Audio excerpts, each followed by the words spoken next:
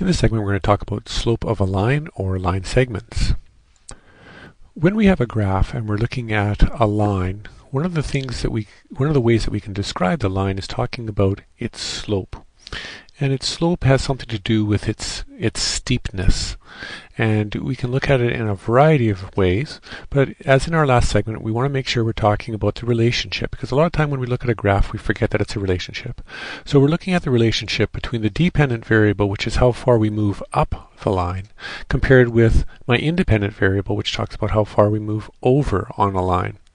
So to go from this starting point down here at 0, 0 to this point up here, I had to go up 1, 2, 3, and then from there I had to go over from the 0 point 1, 2, 3. So I would have an up factor of 3 and an over factor of 3. So we can come up with a number that talks about this relationship between the upness and the overness from one point to another on my line. And that's called slope. So slope can be written as a discussion about the rate of change. How does the position of this dot down here at 0, 0 change to get to this point over here at 3, 3? So it's a rate of change. It's changing by its dependent variable divided by its independent variable. So we could write 3 over 3, which is a ratio of the change in the dependent variable compared to the change in the independent variable. So it's a rate of change is one way of looking at it. It can also be thought of as the change in the rise factor, which is my dependent variable, compared to the change in the run factor, which is my independent variable. So sometimes you'll see it written as rise over run, but it's actually the change in the rise versus the change in the run. Is another way of looking at it. Mathematically, since these are y coordinates, we can write it this way as well. So we could say it's the difference of the y coordinates from this point here divided by the difference of the x coordinates of this point here. And that can be translated into the following formula, where we take the y of the second variable and subtract it from the y of the first. So that's the difference between my y's, and the x of my second variable, second point, subtract it from the x of the first point. We'll call that x2 subtract x1, which is the difference of the x's. So you can see this kind of formula found in lots of different places. And we're going to work with all of those ideas here in just a sec. So I've color-coded my pieces here. So my change in my dependent variable from B up is my green color. So that's my dependent, my green letters. I could also call that a rise. I'm gone up 1, 2, 3. I could also change it in the difference of the y values. And so my y value here is 0, 0. So here's my y value at 0, and here's my y value up here at 3. And so my difference between 0s and 3s are 3. And I could also say 3 subtract 0 is 3. And those would all be my green numbers going up. Then I have my independent variable, which is across the bottom, is my pink. So how far did I go from B across to get across to the A? So I went from here over, and that's my pink. I could also call that my run, which is 1, 2, 3. My difference of x's, this was a 0, and now this is a 3, so my difference is 3. And x2, which is 3, minus x1, which is 0, which is also 3. So a little color coding. I'll do another one here. I'll just move my point over and we'll come across and we'll go through those again. So I've moved my A point over to a position at 9 over and 3 up. So its coordinates are 9 and 3. And the A value x is at 9 and the y value for A is at 3. And then I'm still at 0, 0 down here, and we'll talk about the same things again. So when I have my rise, I went up 1, 2, 3, and I ran over from here in my pink all the way over to 9. So my rise would be 3, and my run would be 9. Rise over run, difference of y's over x's, would all be 3 over 9. And just as we can reduce fractions, 3 over 9 can be reduced to 1 over 3. And let's see what that would mean on my line. If I went from this point here, up 1 and over 1, 2, 3, I end up right on that line. If I went from here, I went up 1, I went over 1, 2, 3. Again, I line right on that line. Up 1 and over 1, 2, 3. Again, right on that line. Up 1 and over 1, 2, 3. directly on that line again. So when we talk about reducing the fraction here, or coming up with the slope of this line, I can find the slope between any 2 points. This has a up 1 and over 3. From here I go up 2 and over 1, 2, 3, 4, 5, 6, which reduces to 1 over 3. Up 3 and over 9 reduces to 1 over 3. Up 4 and over 12 reduces to 1 over 3. So this 1 over 3, this rise over run, this rate of change, shows that it changes up 1 and over 3 at any 2 points, between any 2 points along this line, and that it is a constant rate of change, and that's why it's a nice straight line. When I have one of my points someplace else other than my origin, my 0, 0 point, it's a little harder. It still works the same way. I'm starting here at C and I'm going up to A, and I'm going to go up 1, 2, 3, and I'm going to go over 1, 2, 3, 4, 5, 6, 7. So I'm going up 3 and over 7, so my slope would be 3 over 7, or 3 to 7. My rate of change is I'm changing up 3 over 7. Using my formula, that's my changing my dependent over my changing my independent. There it is there. My rise is 3 or my run is 7. There it is there. The difference of my y's, or y2 minus y1. How do we do that? Well, if I go to my computer and I say I want to please calculate the difference between this y value and this y value, please. And I get the difference, my y2 minus y1. My y2 minus y1 is my 3 subtract 0, which is 3. If I do the same thing for my x values, I want the computer please calculate the difference between my x values and my x value. I get the answer is 7. So 9 minus 2 gives me my 7. So there's my ratio again, 3 over 7. The difference of my y's came out to being 3, and the difference of my x's came out to 7.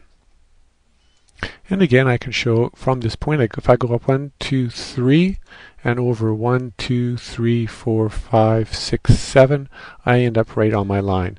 So again, that 3 over 7 stays constant no matter where we go. And we get this kind of step action taking place, which is very common in lines. So far I've always started at the lower dot and went up and over. Would I get the same answer if I started at the higher dot?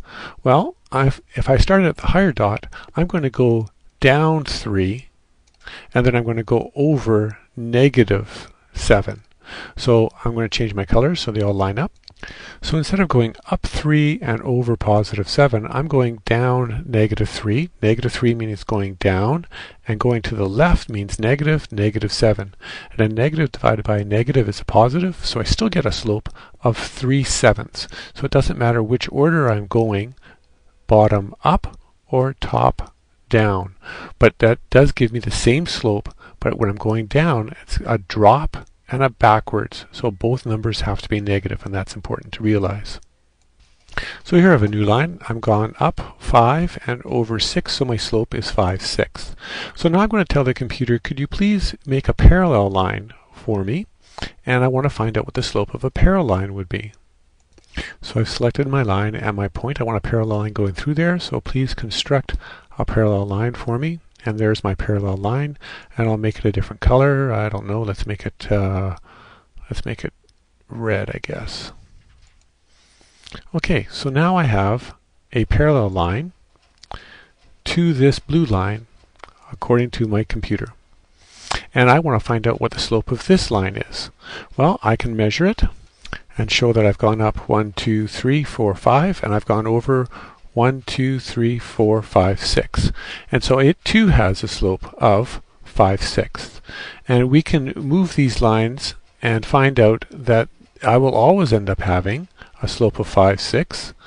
And if I do that, my line changes over. If I make it right on the line, I can get a rise of 5 and a run of 6. And it also will be a parallel line. So parallel lines have exactly the same slopes, and that makes sense because they go up and over at the same rates, a constant rate of change. In this graph I can see that my line goes up 1, 2, 3, and a run of 1, 2, 3, 4, or it goes down 3, 1, 2, 3, and backwards 1, 2, 3, 4. Either way, I get a slope of 3 over 4. A change of my y's over the change of my x's is 3 over 4. What happens if I want to make a perpendicular line to that? So I'm going to tell the computer, okay, take this line and this dot, and I want to construct a perpendicular line, please.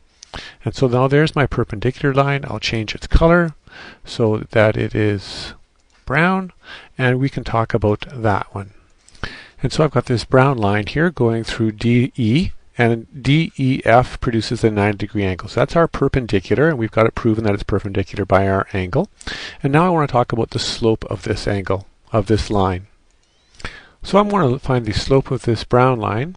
I can say, okay, I want to go from here down 1, 2, 3, 4, and then over 1, 2, 3. And I can draw some lines. And so here it is. I've gone down 1, 2, 3, 4. So that's a negative 4. And I've gone across 1, 2, 3 positives. So positive 3. And we notice that the slope of the original line, which is 3/4, and the slope of this brown line are called opposite reciprocals. 3 over 4 and 4 over 3 are the flipped version, the reciprocal version, and one's positive and one's negative, hence the opposite. So the slopes of perpendicular lines are not only reciprocals, but they are also opposites. So if my original line was a negative slope, my new line that would be perpendicular to that would be a positive slope. So now I've drawn a new graph. I've got a slope of 1. I've had the computer calculate it for me. It goes up 1 and over 1 all the way. And so if I wanted to make that slope not quite so steep, if I dragged it down like this, notice it now becomes a fraction or a decimal, 0.5.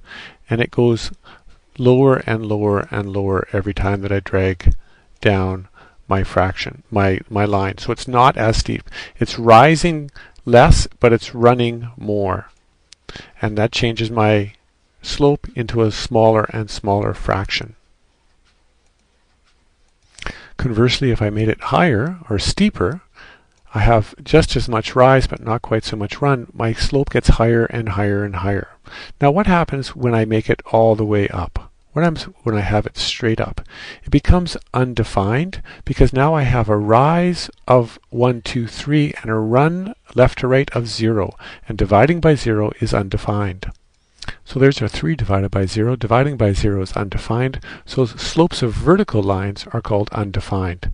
What happens, we said when we had it at a 1, and then as it became smaller and smaller and smaller, what do we go down to? Well, now we have a slope of 0. We have 0 rise, but a run of 1, 2, 3, 4. We can go 0 divided by 4. That answer comes out to 0. So horizontal lines have a slope of 0. Vertical lines have a slope that are undefined. Lines that go up and to the right have positive slopes, and lines that go down and to the right have negative slopes because I go down 1, 2, 3, 4, 5. So I have negative 5 over a positive 7. So negative 5 over 7 gives us our negative slopes. So we've talked about slopes being rates of change. We found out that positive slopes move up and to the right. Negative slopes move down and to the right. Vertical lines have slopes that are undefined, and horizontal lines have slopes that are equal to 0. And we found that parallel lines have identical slopes, and perpendicular lines have opposite reciprocal slopes.